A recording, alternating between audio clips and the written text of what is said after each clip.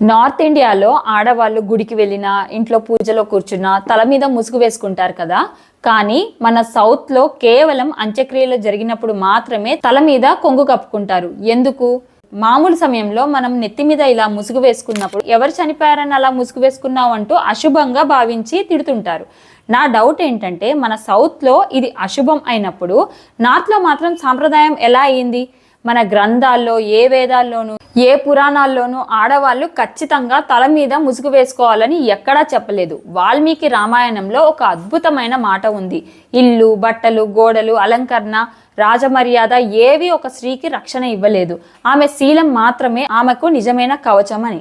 అంటే ఈ తలకు ముసుగు వేసుకోవడం అనే అలవాటు చాలా ఆలస్యంగా ఇస్లామిక్ దండయాత్రల తర్వాత మాత్రమే మొదలైంది. రాజపుత్లు ఏం చేశారంటే, తమ మహిళలను దండయాత్రదారుల నుంచి కాపాడుకోవడానికి ముసుగు ధరించడం మొదలుపెట్టారు.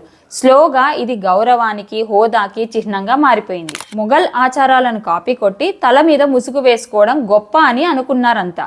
కానీ సౌత్లో దీనిని ఎప్పుడు విషాదంగానే చూశారు. అప్పట్లో మన ఇంట్లోకి దండయాత్రదారులు రావడం కన్నా అతిపెద్ద విషాదం ఏముంటుంది? అందుకే నార్త్లో గౌరవం కోసం తల మీద ముసుగు వేసుకుంటే, సౌత్లో మాత్రం అది ఇప్పటికీ దుఃఖానికి, విషాదానికి సంకేతంగానే మిగిలిపోయింది.